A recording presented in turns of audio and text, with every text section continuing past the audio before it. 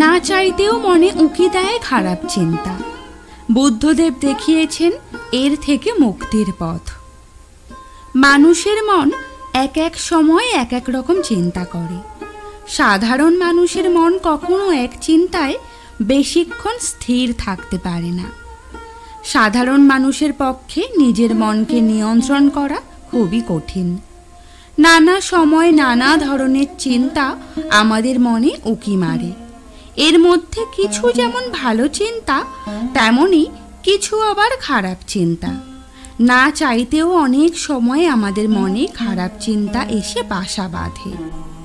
মনে নানান চিন্তা এসে ভিড় করা খারাপ কিছু নয়, কিন্তু তার মধ্যে যদি ভালোর থেকে খারাপ চিন্তা বেশি থাকে, তাহলে সেই ব্যক্তির নানা ধরনের সমস্যা হতে পারে।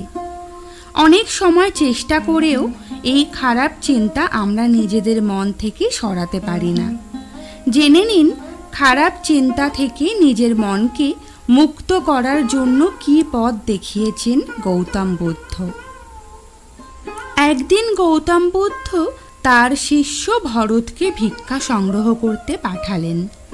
ভিক্ষা সংগ্রহ করতে যাওয়ার পথে ভরত চিন্তা করতে লাগলেন যে সেদিন তিনি কি ভিক্ষা পেতে পারেন। ভরত ছিলেন চন্দ্রবংশের যুবরাজ। বুদ্ধের সৎসর্গে তিনি সন্ন্যাস গ্রহণ করেছিলেন। রাজপ্রাসাদে তিনি রাজকীয় খাওয়া দাওয়ায় অভ্যস্ত ছিলেন, কিন্তু এখন তিনি যা ভিক্ষা পাবেন তাতেই সন্তুষ্ট থাকতে হবে।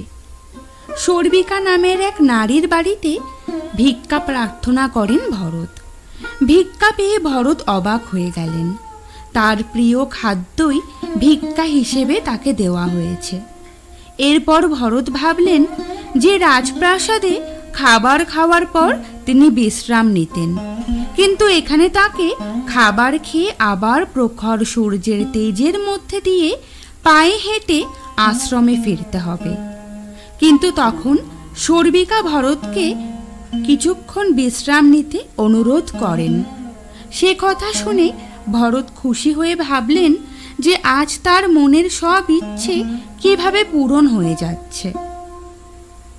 ভরত তখন বিশ্রাম নিতে নিতে ভাবলেন যে আজ তিনি মনের ইচ্ছা অনুসারে সব কিছু পেলেন, কিন্তু প্রতিদিন এমন হবে তা তো নয়।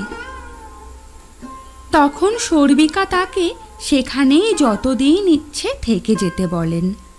তখন ভরত বুঝলেন যে সব কিছু এমনি এমনি হতে পারে না।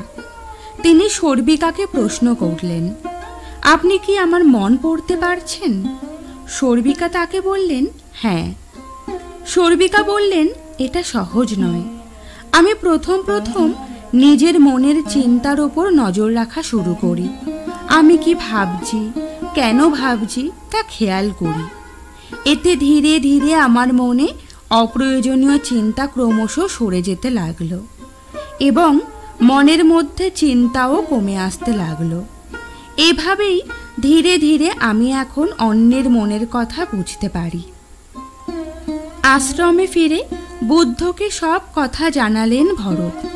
বুদ্ধ তাকে বললেন যে পরের এক সপ্তাহ তাকে রোজ শর্বিকার ঘরে ভিক্ষা প্রার্থনা করতে যেতে, কিন্তু সেই সময় তিনি কি ভাবছেন সেই বিষয়ে মনকে সম্পূর্ণ সচেতন করে রাখতে হবে। এবার নিজের মন সচেতন করে রাখায় তার মনে আর কোনো লোভ ও দুর্বলতা জায়গা পায়নি। খুশি মনে এবার ভিক্ষা সংগ্রহ করে ফিরে আসেন ভরত।